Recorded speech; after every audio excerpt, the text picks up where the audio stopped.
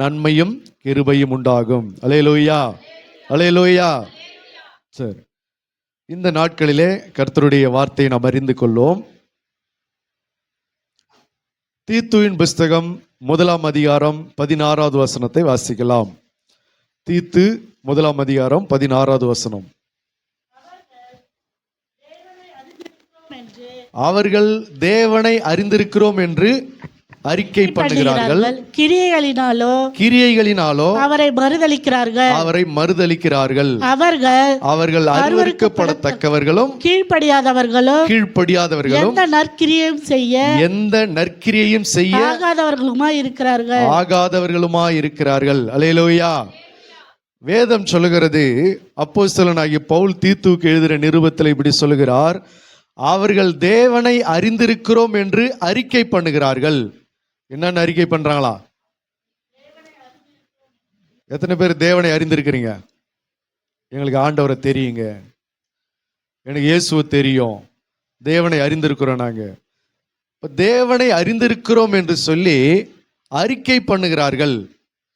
ஆனால் கிரியைகளினாலோ அவரை மறுதலிக்கிறார்கள். அல்லேலூயா. 2 காரியம் உண்டு. நம்முடைய கிரியைகளும் நம்முடைய அறிக்கைகளும் ஒன்றா இருக்க வேண்டும். அல்லேலூயா. நம்முடைய கிரியைகள் மாத்திரம் அறிக்கை செய்துட்டு, நம்முடைய வார்த்தை மாத்திரம் அறிக்கை செய்துட்டு நம்முடைய கிரியைகள் சம்பந்தம் இல்லாமல் இருந்தால் நாம் தேவனை என்ன செய்யல? அறியவில்லை. அல்லேலூயா. எத்தனையோ பேர் என்ன செய்யறாங்கன்னா, அவர்கள் தேவனை அறிந்திருக்கிறோம் என்று சொல்லி என்ன செய்து கொண்டிருக்கிறாங்க? அறிக்கை செய்து கொண்டிருக்கிறாங்க. எப்படி அறிக்கை செய்து கொண்டிருக்கிறாங்க? நானும் கிறிஸ்டியன் தான் அறிக்கை செய்கிறாங்க. நானும் சர்ச்சுக்கு போற ஆளு தான் அறிக்கை செய்யறாங்க. நானும் ஞானஸ்தானம் எடுத்த ஆளு தான் அறிக்கை செய்யறாங்க. நானும் பரம்பரை கிறிஸ்டியன் தான், எங்க ஃபேமிலி எல்லாம் கிறிஸ்டியன் தான், நாங்களும் ஜெபிக்கிற ஆளு தான், நாங்களும் ஆண்டவருடைய சபைக்கு போகிற ஆளு தான் என்று சொல்லி அவர்கள் கிரியைகளினாலே அறிக்கை, இது வாயினால என்ன செய்யறாங்க? அறிக்கை செய்து கொண்டிருக்கிறாங்க. நாங்களும் சர்ச்சுக்கு காணிக்கெல்லாம் கொடுத்துருக்குறோம், நாங்களும் சர்ச்சுக்கு உதவியெல்லாம் செஞ்சிருக்கிறோம், நாங்களும் ஊழியத்துக்கு நாங்களும் ஹெல்ப்லாம் பண்ணியிருக்கிறோம் அப்படின்னு சொல்லி தங்கள் வாயினால கர்த்தரை அறிந்திருக்கிறோம் என்று சொல்லி அவர் என்ன செய்திருக்கிறாங்க? அறிந்திருக்கிறாங்க, அறிக்கை செய்து கொண்டிருக்கிறாங்க. ஆனால் வேதம் சொல்கிறது, தங்கள் கிரியைகளினாலே என்ன செய்யறாங்க? மறுதலிக்கிறாங்க. கிரியைகள் அப்படி என்றால் நம்முடைய செயல்பாடுகள், நம்முடைய நடவடிக்கைகள். நம்முடைய நடவடிக்கையை பார்த்தா கிறிஸ்தவர்களை போல இல்லை, நடவடிக்கையை பார்த்தா கர்த்தரை அறிந்தவர்களை போல இல்லை. அவருடைய நடந்து கொள்ளுகிற விதம், அவர்கள் செயல்படுகிற விதத்தை பார்த்தா கர்த்தருக்கும் அவர்களுக்கு சம்பந்தமில்லாத காணப்படுகிறது. ஆனால் வாயினால் என்ன சொல்லுகிறாங்க என்று சொன்னால், நாங்கள் கிறிஸ்துவை, இயேசுவை, தேவனை என்ன செய்திருக்கிறோம்? அறிந்திருக்கிறோம் என்று அறிக்கை செய்கிறார்கள். அல்லேலூயா. தேவனுடைய ராஜ்யம் பேச்சில் அல்ல, அது பலத்தில் உண்டாயிருக்கிறது. இன்னைக்கு நிறைய பேர் தங்களை கிறிஸ்தவர்கள் என்பதை எப்படி பிரதிபலிக்கிறாங்க அப்படின்னா, வாயினால மட்டும்தான் என்ன செய்ய முடிகிறது? பிரதிபலிக்க முடிகிறது, அறிக்கை செய்து கொண்டு இருக்கிறாங்க. அல்லேலூயா. ஒரு கிறிஸ்தவங்க அவங்க ஆலயத்துக்கு நிறைய செஞ்சிருக்கிறாங்க, ஆலயத்துக்காக நிறைய காரியத்தை செஞ்சிருக்கிறாங்க. ஒரு நாள் ஊழியத்துக்கு போகும்போது ஒரு இடத்துல அந்த கிறிஸ்தவர்களை பற்றி அவங்க பேசுகிற அந்த காரியத்தை கேட்டேன். என்னங்க அவங்க கிறிஸ்தவங்கன்னு சொல்றாங்க, அவங்க ஒரு மாதிரி பேசுறாங்க, அவ்வளோ மோசமா பேசுறாங்க, அவங்களாம் எப்படி சபைக்கு போறாங்க, எப்படி அவங்க கிறிஸ்தவங்களா இருக்கிறாங்க? ஆனால் கிறிஸ்தவங்கன்னு சொல்லி தான் நாங்களும் நம்பி, அவங்க கிறிஸ்தவங்க என்று சொல்லி தான் நாங்கள் நம்பி போனோம். ஆனால் அவங்க பேசுகிற விதமே பார்த்தா ரொம்ப மோசமாக இருக்குது. அவங்க பேசுறதெல்லாம் பார்த்தா கிறிஸ்தவங்க மாதிரி தெரியல, அந்த மாதிரி அவங்க பேசலை அப்படின்றாங்க. அல்லேலூயா. வாயினால அறிக்கை பண்ணுகிறார்கள், நாங்கள் எல்லாரும் கிறிஸ்தவர்கள், நாங்கள் எல்லாரும் சபைக்கு போகிறவர்கள், நாங்கள் எல்லாரும் ஆண்டவருடைய பிள்ளைகள், நாங்கள் எல்லாம் தேவனுடைய ஜனங்கள், நாங்கள் எல்லாம் கர்த்தரை தெய்வமாக கொண்ட ஜனங்கள், நாங்கள் எல்லாம் சபைக்கு போகிறவர்கள் நாங்க இந்த சபைக்கு போறோம், அந்த சபைக்கு போறோம், எங்களுடைய பாஸ்டர் அவர், எங்களுடைய பாஸ்டர் இவர் என்று சொல்லி வாயினால் அறிக்கை செய்கிறார்கள். அவருடைய கிரியைகளை பார்க்கும்போது, அவருடைய செயல்பாடுகளை, நடவடிக்கையை பார்க்கும்போது அவர்கள் வசனம் சொல்கிறது, அவர்கள் கிரியைகளினாலோ அவர் என்ன செய்கிறாங்க? மறுதலிக்கிறாங்க. மறுதலிக்கிறாங்கன்னா என்ன அர்த்தம்? அவருக்கும் எனக்கு சம்பந்தமே இல்லைங்க, அவருக்கு எங்களுக்கும் சம்பந்தமே இல்லைங்க. பேதுரு என்ன செஞ்சான்? அரண்மனையில் கூப்பிட்டு அவரை விசாரிக்கும் போது, இயேசுவோடு கூட சேர்ந்தால் தானே நீயும் கலிலேயனை சேர்ந்தவன் தானே அப்படின்னு சொல்லி விசாரிக்கும் போது என்ன சொன்னா? அவர் யாருன்னே எனக்கு தெரியாதுன்னா, அவருக்கு எனக்கு சம்பந்தமே இல்லைன்னு சொன்னான். சபிச்சான், சத்தியம் பண்ணான். சத்தியமா சொல்றேங்க, அவர் யாருன்னு எனக்கு தெரியாதுங்க, அந்த ஆள் யாருன்னு எனக்கு தெரியாதுன்னு சொல்லி சபிச்சான். இதான் மறுதலிக்கிறது. இப்ப இவன் எதனால மறுதலிச்சான்? வாயினால மறுதலிச்சான். நடவடிக்கையினால மறுதலிக்கிறது என்ன அப்படின்னா, அவருக்கு பிடிக்காத செயல்களை செய்யற போது அவரை மறுதலிக்கிறாங்க. அல்லேலூயா. வாயினால மறுதலிக்கிற விதம்னு ஒன்று இருக்கிறது, செயல்களால மறுதலிக்கிற விதம்னு ஒன்று இருக்குது. எப்படின்னு கேட்டீங்கன்னா, ஒரு வேலை செய்கிறோம், ஒரு கம்பெனியில் போயிட்டு ஒரு கடையில் போயிட்டு வேலை செய்கிறோம். அந்த ஓனருக்கு பிடிக்காத மாதிரியே நம்ம வேலை செஞ்சோன்னா என்ன பண்ணுவார்? வேலையை விட்டு துரத்திடுவார். அவ்வளோதான். நான் வேலையை விட்டு போகிறோம்லாம் சொல்ல தேவையில்லை. ஏங்க இந்த கடையில் எனக்கு வேலை செய்ய பிடிக்கல, இந்த கடையில் எனக்கு வருமானம் சம்பளம் நீங்கள் கம்மியாக கொடுக்குறீங்க, அதனால இந்த கடையை விட்டு நான் வெளியில் கிளம்புறேன் அப்படின்னு சொன்னால் அது ஒரு காரியம். அது சொல்லாமலே என்ன பண்ணலாம்? அவங்க சொல்கிற வேலையை அவருக்கு பிடிக்காத மாதிரியே செஞ்சிட்டோம்னு சொன்னால் அந்த கடையை, அந்த அவங்க ஓனரை நம்ம என்ன செய்கிறோம்? வேண்டாம் என்று சொல்லி மறுதலிக்கிறோம். அல்லேலூயா. குடும்ப வாழ்க்கையில் கூட இதை நீங்கள் பார்க்கலாம். குடும்ப வாழ்க்கையில் மறுதலிக்கிறது வாயால சொல்றது மட்டுமல்ல, அன்பு செயல்களால மறுதலிக்கிற விதம் இருக்கிறது. குடும்பத்தை செயல்களால மறுதலிக்கிற ஒரு காரியம் இருக்கிறது. அல்லேலூயா. எப்படி எப்படி மறுதலிக்கிறது? வீட்டுக்காருக்கு பிடிக்காததான் செஞ்சுன்னு நீ எனக்கு வேணாயான்னு அர்த்தம், நீ எனக்கு வேண்டான்னு அர்த்தம். நம்ம செய்யறது நம்ம வீட்டுக்காரங்களுக்கு பிடிக்கவே இல்லை அப்படின்னா அவரை வேண்டான்னு நம்ம மறுதலிக்கிறோம்னு அர்த்தம். மனைவிக்கு பிடிக்காததாவே செய்யறோம் சொன்னா அவரை வேண்டான்னு மறுதலிக்கிறோம்னு அர்த்தம். தேவனுக்கு பிடிக்காததையே செய்யறோம் சொன்னா தேவனை மறுதலிக்கிறோம்னு அர்த்தம். அல்லேலூயா. அவரை கோபப்படுத்தி அவரை மறுதலிச்சு உங்களுக்கு எனக்கு சம்பந்தம் இல்லை என்று சொல்லி அவரை நம்ம அப்புறப்படுத்துகிறோம் என்று அர்த்தம். அல்லேலூயா. ஆகினால செயல்களால மறுதலிக்கிற மறுதலிப்பு நம்முடைய வாழ்க்கையில் என்ன செய்யக்கூடாது? இருக்கக்கூடாது. அவர்கள் தேவனை அறிந்திருக்கிறோம் என்று அறிக்கை பண்ணுகிறார்கள், கிரியைகளினாலோ அவரை மறுதலிக்கிறார்கள். ஆகவே அப்ப இந்த கிரியைகளினாலே மறுதலிச்சவங்க எல்லாரும் எங்க வர முடியாது? தேவனுடைய ராஜ்யத்துக்கு வர முடியாது. இவங்க என்ன நினைச்சுக்கிட்டு இருக்காங்க அப்படின்னா, நம்ம வாயினால சொல்றோம்ல, அப்ப கண்டிப்பா எங்க போயிடலாம்? எங்க போயிடலாம்? பரலோகம் போயிடலாம். எப்படி நம்ம ரட்சிக்கப்பட்டுருவோம், எப்படி நித்திய ஜீவனுக்குள்ள நம்ம சுதந்திரித்துக் கொள்ளலாம் அப்படின்னு சொல்லி அநேகருடைய நம்பிக்கை உண்டாயிருக்கிறது. ஏன்னா அவங்க நல்லா பேசுறாங்க, நல்லா பேச்சு திறமை இருக்கிறது, நல்ல பிரசங்க திறமை இருக்கிறது, நல்ல பாடல் திறமை இருக்கிறது, நல்ல ஸ்தோத்திரம் சொல்றாங்க, நல்ல அந்நிய பாஷை பேசுறாங்க, நல்லா ஜெபிக்கிறாங்க. அதனால அவருடைய நம்பிக்கை என்னவா இருக்கிறது? வசனத்தில் அப்படியே புட்டு புட்டு வைக்கிறாங்க. அதனால அவங்களுடைய நம்பிக்கை என்னவா இருக்கிறது? நம்ம பரலோகம் வந்துடும் அப்படின்னு. அதனால அல்ல, வாயினால் அறிக்கை செய்வதனால மட்டுமல்ல, உண்மையாகவே செயல்களால நடவடிக்கைகளினால என்ன செய்திருக்கணும்? அவரை மறுதலிக்காமல் காத்துக்கொள்ள வேண்டும். அல்லேலூயா.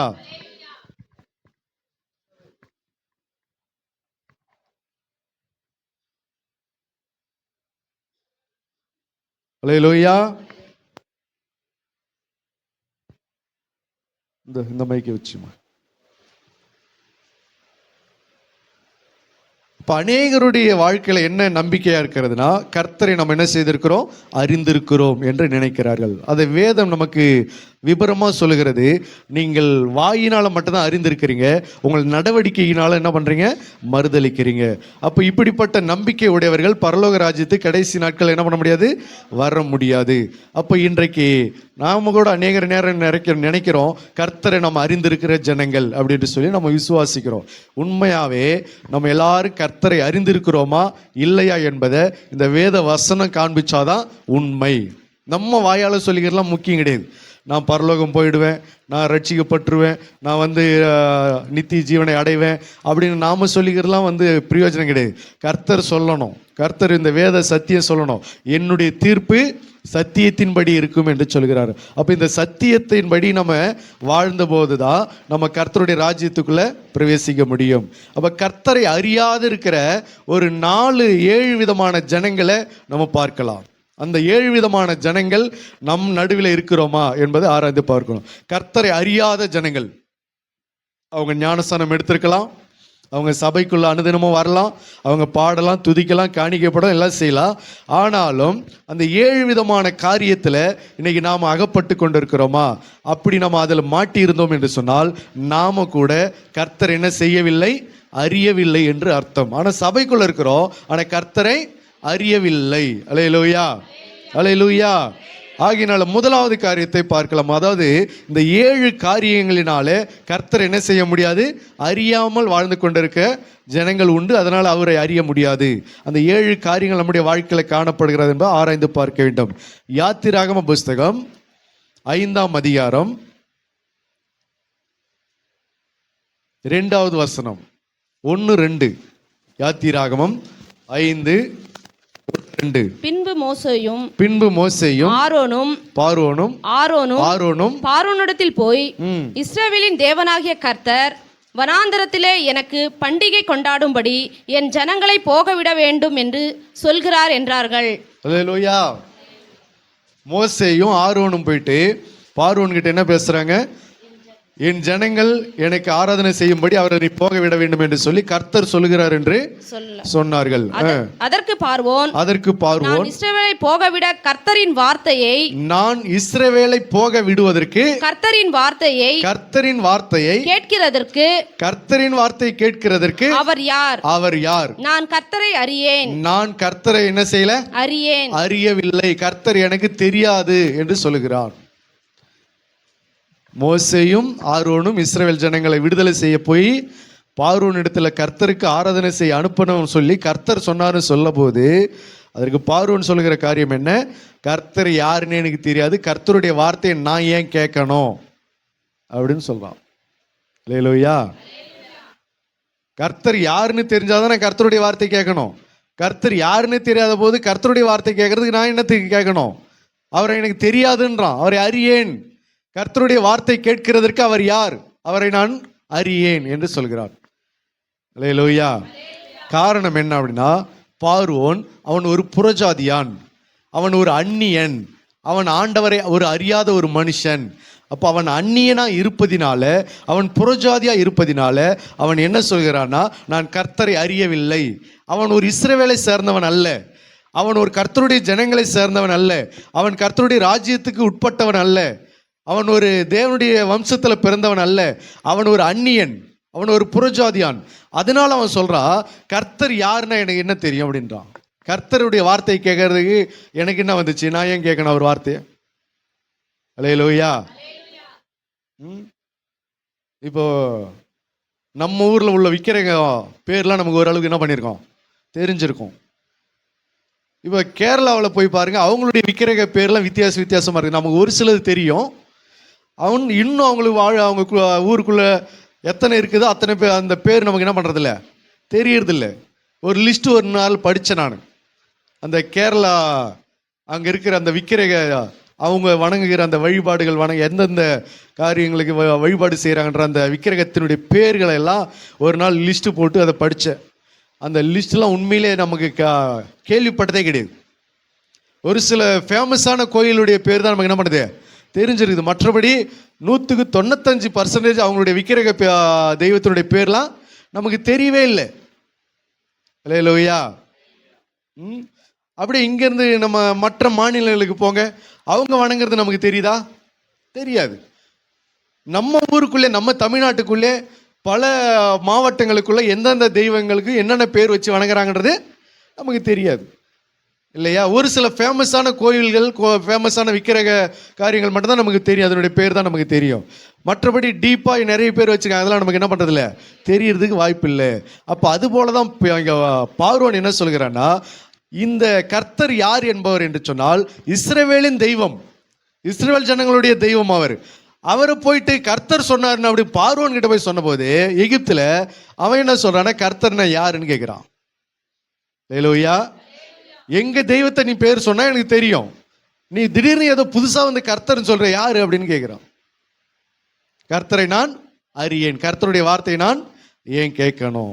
அப்போ இதுல இருந்து என்ன தெரியுதுன்னா, அந்நியனா இருப்பதினால, இஸ்ரவேலருடைய காணியாட்சிக்கு புறம்பா இருப்பதினால, கர்த்தருடைய ஜனங்களை சேராதவனா இருக்கிறபடினால, கர்த்தருடைய சுதந்திரத்துக்கு உட்படாதவனா வெளியில அந்நியனா இருப்பதினால அவன் யாரை அறியவில்லை? கர்த்தரை அறியவில்லை. அல்லேலூயா. கர்த்தருக்கு உட்பட்டவனா இல்லாததுனால அவன் யாரை அறியல? கர்த்தரை அறியவில்லை. அப்போ நம்முடைய வாழ்க்கையில கர்த்தரை சேராமல் இருந்தோம் என்று சொன்னால் நம்ம கர்த்தரை என்ன செய்ய முடியாது? அறிய முடியாது. ஒரு புறஜாதியானை போல நம்ம வாழ்வோம் என்று சொன்னால் கர்த்தரை அறிய முடியாது. நம்ம ஒரு அந்நியனை போல வாழ்வோம் என்று சொன்னால் கர்த்தரை அறிந்திருக்க வாய்ப்பே இல்லை. அல்லேலூயா. அப்படின்னா என்ன அர்த்தம்? இன்னும் நம்ம தெரிஞ்சுக்கிறபடி சொல்லலாமா? ஜெபத்துக்கு கலந்துக்க மாட்டாங்க, ஆராதனையில புறம்பா தள்ளுவாங்க, வேத வசனம் படிக்க மாட்டாங்க, ஜெபம் பண்ண மாட்டாங்க, ஆவிக்குரிய எந்த காரியத்திலையும் அதிகமா ஈடுபட மாட்டாங்க. இவங்கெல்லாம் யாரு? அந்நியர்கள். அல்லேலூயா. சபைக்குள்ள நடக்கிற எல்லா காரியத்துக்கும் கொஞ்சம் தூரமாக விலகியே இருப்பாங்க. ஜெபமா நீங்க பண்ணுங்க, நான் கொஞ்சம் அப்படி நின்னுக்கிறேன். நம்ம ஊழியத்துக்கு போகிற போது கிராமங்களில் அவங்க நிறைய பேர் அங்கே வந்து வேடிக்கை பார்ப்பாங்க. நம்ம சுவிசேஷன் சொல்கிறத வேடிக்கை பார்ப்பாங்க, ஜெபம் பண்ண வேடிக்கை பார்ப்பாங்க, பிரசங்கம் பண்ணுறதை வேடிக்கை பார்ப்பாங்க. அப்போ அங்கே சுற்றி இந்த வேடிக்கை நிற்கிறவங்கள, வேடிக்கை பார்க்குறவங்கள கூப்பிட்டு நீங்களும் வாங்க ஜெபம் பண்ணுங்க அப்படி சொன்னால், இல்லை இல்லை நீங்கள் ஜெபம் பண்ணுங்க அப்படின்வாங்க. நான் சும்மா பார்க்கறதுக்கு தான் வந்து, நீங்களே ஜெபம் பண்ணுங்க அப்படின்றாங்க. மற்றபடி அவங்க நமக்கு எதிர்த்துலாம் நிற்க மாட்டாங்க, தடையெல்லாம் பண்ண மாட்டாங்க. ஒரு சில கூட்டம் தடை பண்ணும், அது வேற. இவங்க நமக்கு எதிர்த்துலாம் நிற்க மாட்டாங்க, நீங்கள் பண்ணுங்க நான் நின்றுக்கிறேன் அப்படின்றாங்க. இவர்கள் யாரு? அந்நியர்கள். கர்த்தருடைய ஜனங்களாக இருந்தால் என்ன செய்வாங்க? ஓடி வந்து தலையை கொடுப்பாங்க. கர்த்தருடைய ஜனங்கள் அதற்கு விசுவாசத்துக்கு வருவாங்க. கர்த்தருடைய ஜனங்கள் தங்களை அர்ப்பணித்துக் கொள்வாங்க. கர்த்தருடைய ராஜ்யத்துக்கு பிரவேசிக்கிறவர்கள் அதை சுதந்திரத்துக்குள்ள தன்னை என்ன செய்வாங்க? கழுத்தை கொடுப்பார்கள். அல்லேலூயா. அப்ப இவர்கள் அந்நியரா இருப்பதனால தான் எந்த காரியத்துக்கு என்ன செய்கிறாங்க? அவர்கள் ஒதுங்கி போகிறார்கள், அதில் அவர்கள் தலையிட்டுக் கொள்வது கிடையாது. அல்லேலூயா. ஜெபிக்க மாட்டாங்க, வேதம் வாசிக்க மாட்டாங்க, ஆவிக்குரிய காரியத்தில் ஈடுபட மாட்டாங்க, சபை காரியத்தில் ரொம்ப இன்ட்ரெஸ்டிங் எடுத்துக்க மாட்டாங்க. இந்த மாதிரி இருக்கிறதுனால தான் சொல்றாரு. ஓசியாவின் புஸ்தகம் 8ஆம் அதிகாரம் 12வது வசனத்தை வாசிக்கலாம். ஓசியாவின் புஸ்தகம் 8:12.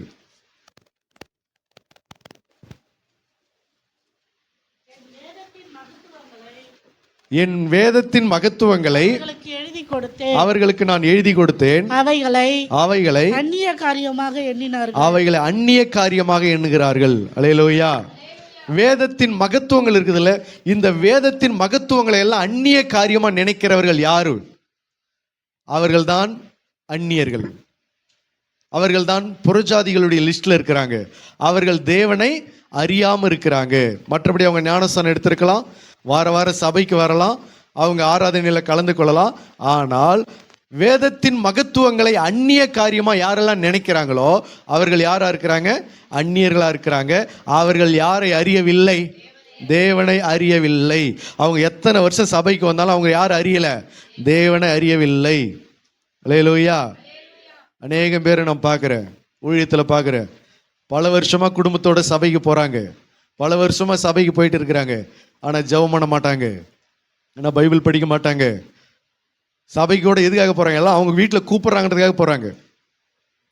அவங்க வீட்டில் கூப்பிடுறாங்கன்றதுக்காக சபைக்கு அவங்க வீட்டில் எல்லாரும் ஞானஸ்தானம் எடுத்திருக்காங்க. அதனால அவங்க வீட்டில் எல்லாரும் சபைக்கு போறாங்கன்றத இவர் கூட போவார். கூட வருவார், அவ்வளோதான். அல்லேலூயா. மற்றபடி அவர் எப்பயுமே பிஸியாக இருப்பார், பிஸி மேன். எதுக்கும் தலையை சாய்க்க மாட்டார். ஆனால் பல வருஷமா எங்கே போயின்னு இருக்காரு? சபைக்கு போயிடுவாங்க. அல்லேலூயா. ஆகையினால இவர்கள் கடைசி வரைக்கும் யாராவே இருக்கிறாங்க?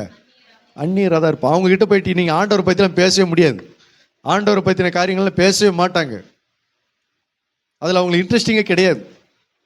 அவங்க வீட்டில் இருக்கும்போது மட்டும் அப்படி கிறிஸ்தவங்க மாதிரி அப்படி இந்த ஜபத்தில் கலந்துக்குவாங்க. அப்படி வெளியில் அவங்கள போய் நீ சந்திச்சுன்னா வேற மாதிரி டீல் பண்ணுவாங்க நம்மள. அல்லேலூயா. அப்போ இவர்கள் கடைசி வரைக்கும் யாராக தான் இருந்துட்டு போயிடுறாங்க? அந்நியராகவே இருந்துட்டாங்க. ஆனால் என்ன ஒன்று, கிறிஸ்துவ சபைக்குள் ஐக்கியமாக இருக்கிறாங்க, கிறிஸ்துவ குடும்பத்தில் ஒரு மெம்பராக இருக்காங்க, அவ்வளோதான். மற்றபடி இவங்க கர்த்தரை அறியவில்லை. ஆகவே தான் வசனம் சொல்லுகிறது. நீங்கள் வாசிங்க எபிரேயர் 4:16. எபிரேயர் 4:16.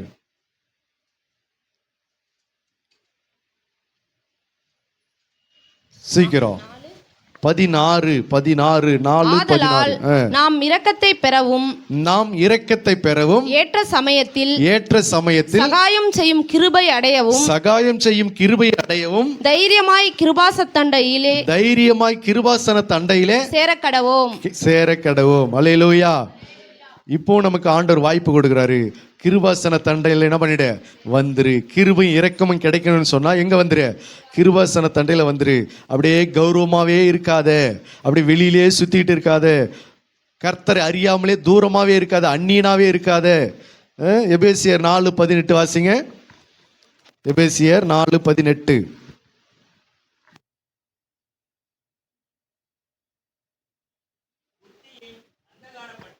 அப்படிப்பட்டவர்கள் புத்தியில் அந்தகாரப்பட்டு தங்கள் இருதய கடினத்தினால் தங்களில் இருக்கும் அறியாமையினாலே தேவனுடைய ஜீவனுக்கு அந்நியராயிருக்கிறார்கள். புத்தியில், அதாவது அறியாமையினாலே புத்தியில் அந்தகாரப்பட்டு தேவனுடைய ஜீவனுக்கு என்னவா இருக்கிறாங்க? அந்நியராய் வாழ்கிறார்கள். புத்தியில் ஒரு அந்தகாரம் வந்துருச்சுன்னா நீ யாரா போயிடுவ? அந்நீரா போயிடுவே. தேவனுடைய ஜீவனுக்கு அந்நீரா போயிடுவே.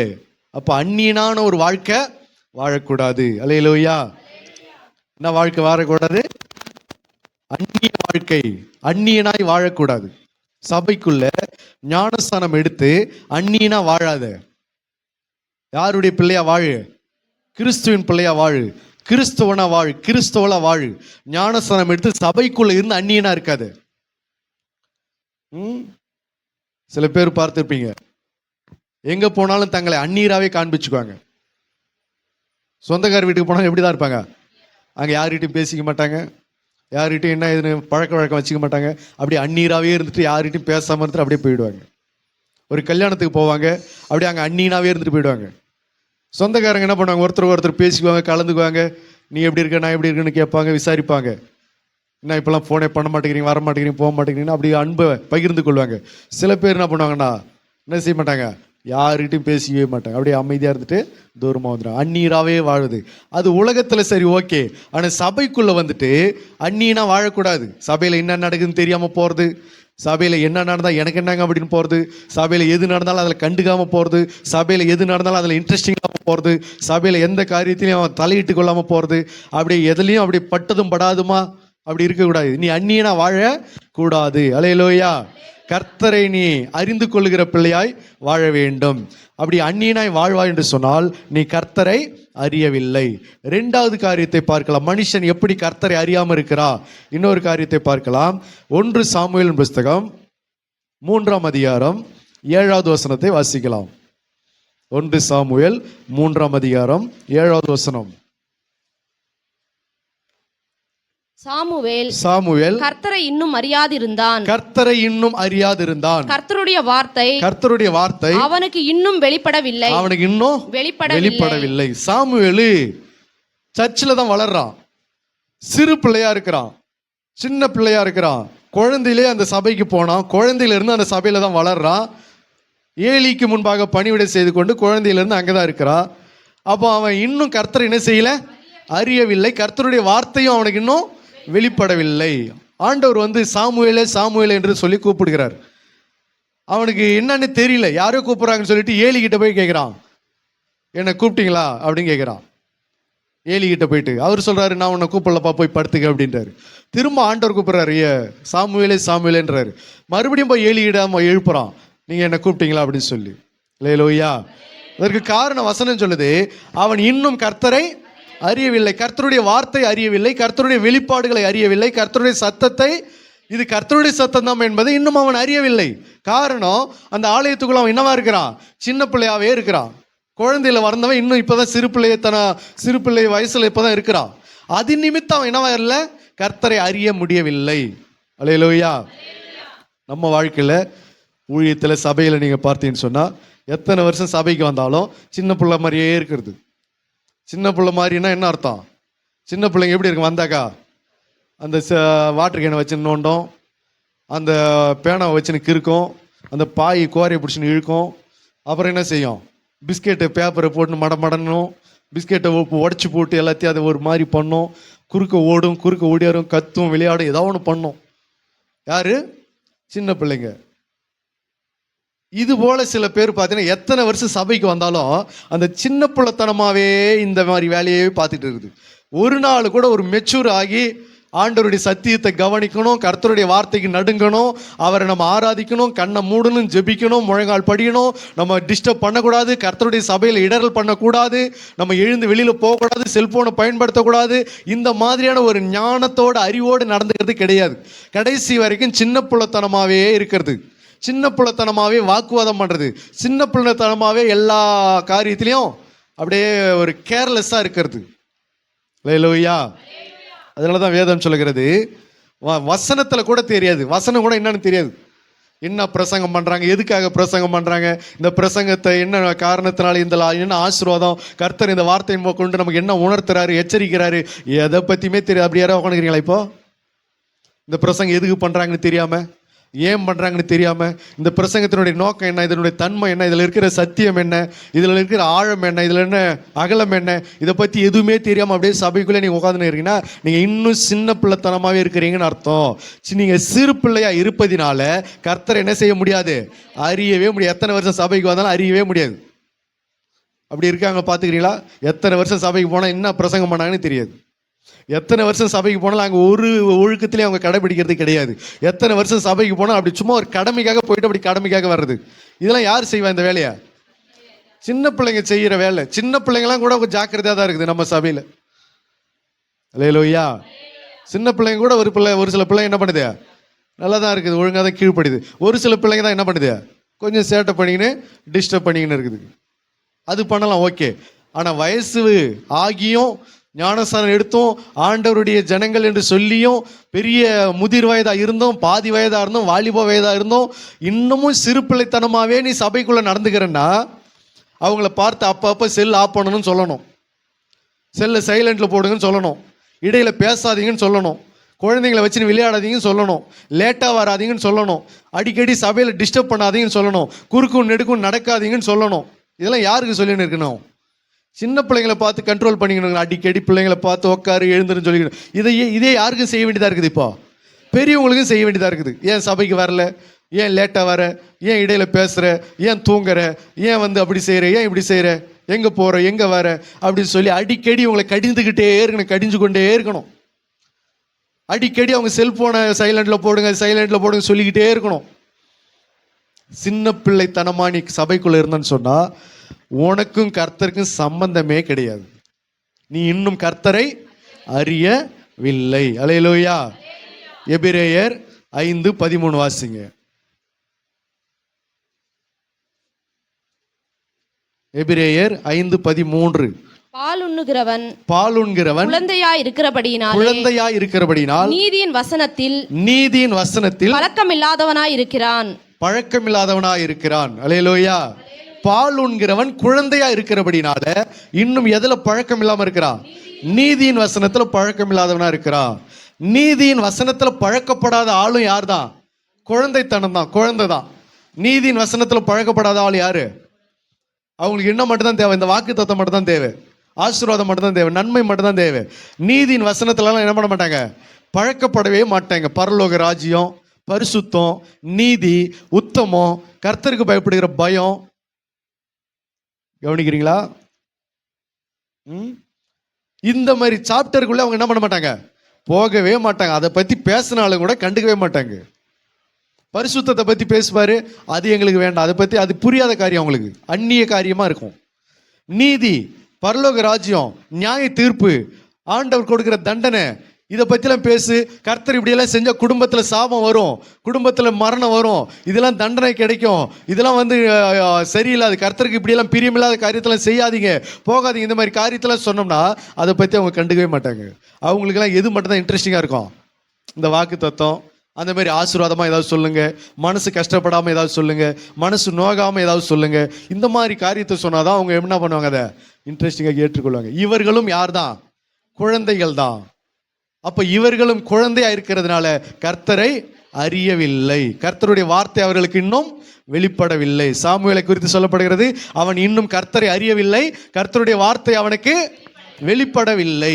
அப்ப நீதியின் வசனத்துல நீ பழக்கப்பட்டு இருந்தனா நீ கர்த்தரை அறிந்திருக்கிற என்று சொல்லி அர்த்தம். அப்ப பலமான ஆகாரத்தை நீ புசிக்கணும்.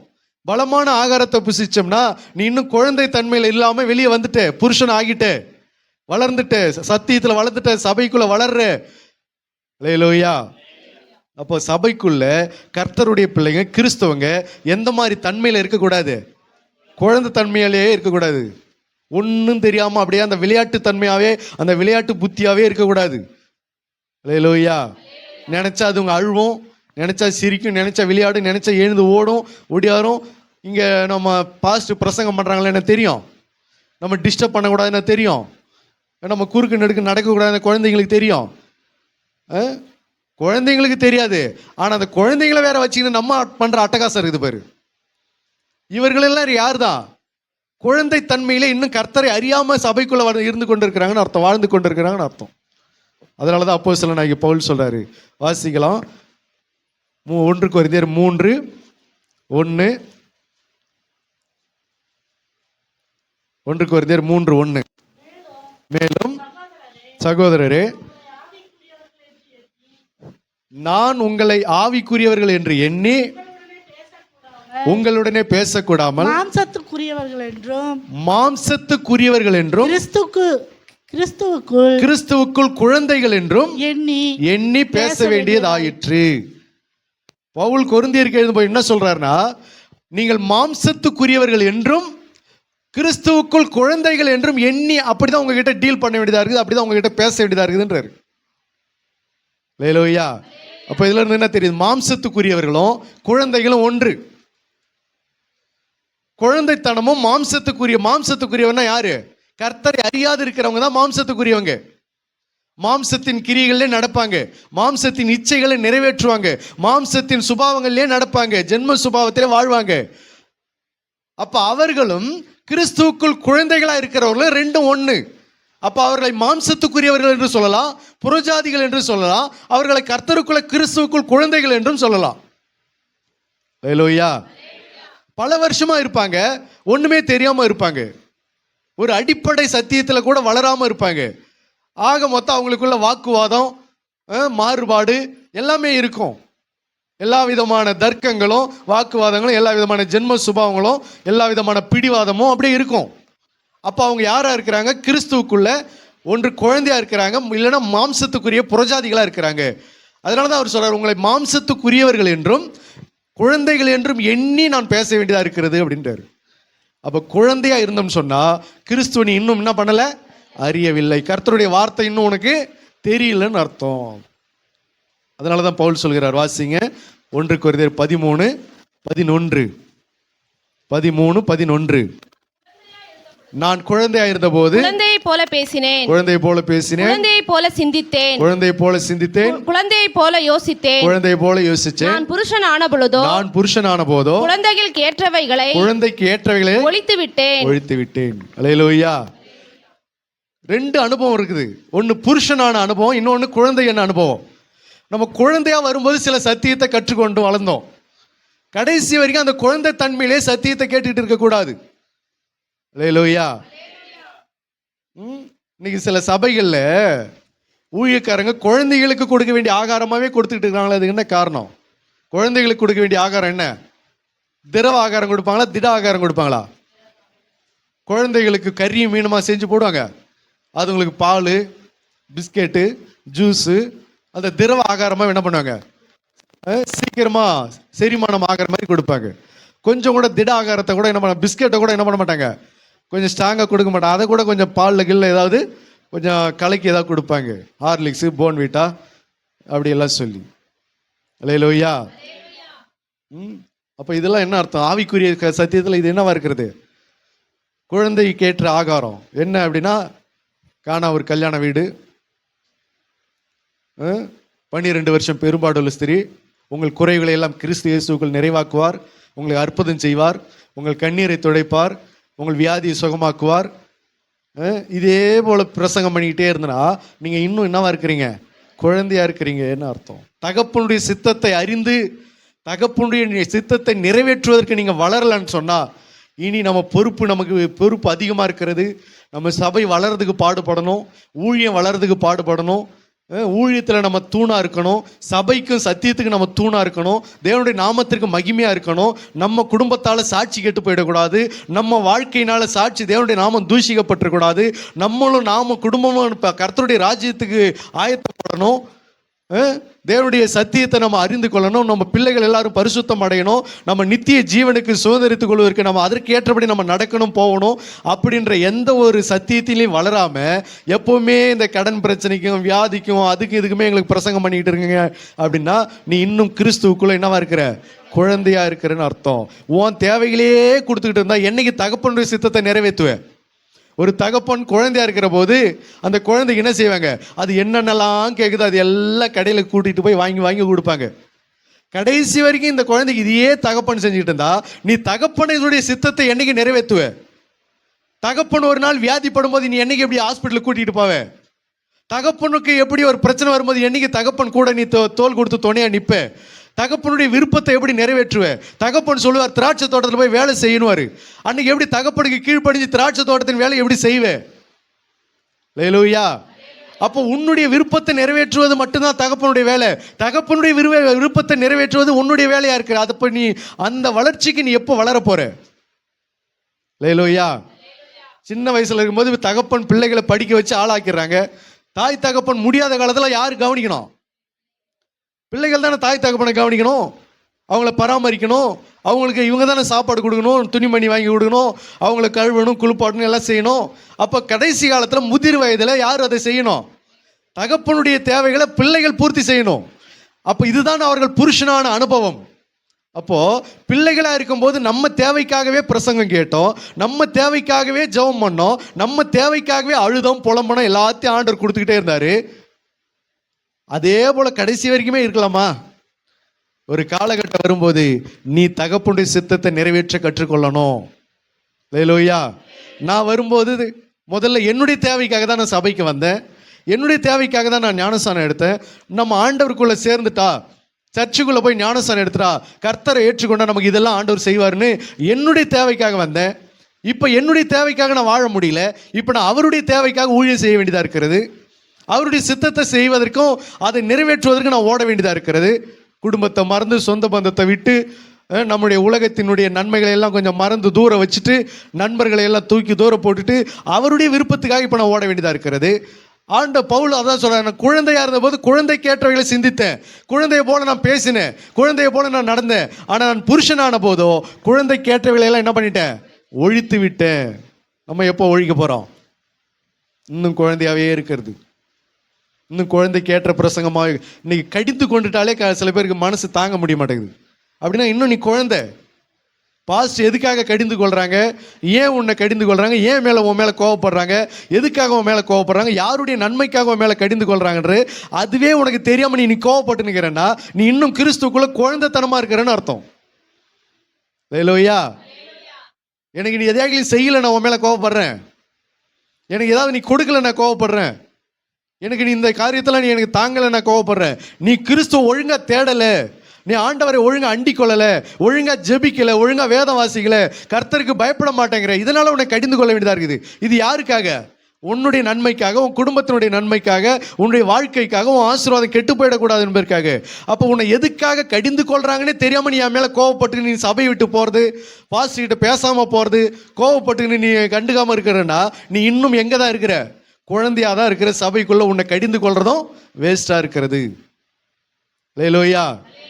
பரியாசக்காரனை கடிந்து கொள்ளாத, அவன் உன்னை பகைப்பான் அப்படின்னு வசனம் சொல்லுது. சில பேரை கடிந்து கொள்ளும் போது பகையை சம்பாதிக்க வேண்டியதா இருக்குது. அப்போ எதுக்காக பாஸ்டர் ஏன் நம்மளை கடிந்து கொள்ளணும், ஊழியக்காரங்க ஏன் நம்மளை எச்சரிக்கணும், ஏன் அவங்க நம்ம கிட்ட கோபமா பேசணும் அப்படின்ற ஒரு வரைமுறை கூட இன்னும் தெரியாம நீ என் மேல இன்னும் கோபமா இருக்கிறன்னா நீ யாரா இருக்கிற? இன்னும் கிறிஸ்துவுக்குள்ள குழந்தையா இருக்கிற. இன்னும் நீ யாரை அறியல? கர்த்தரை அறியல. கர்த்தரை நீ அறிந்த ஆளா இருப்பா என்று சொன்னால், நீ கர்த்தரை அறிந்த புருஷனா இருப்பா என்று சொன்னால், உன்னை ஏன் கடிந்து கொள்றாங்க, உன்னை ஏன் திட்டுறாங்க, உன்னை எதுக்காக எச்சரிக்கிறாங்க என்பது உனக்கு நன்றாய் தெரியும்.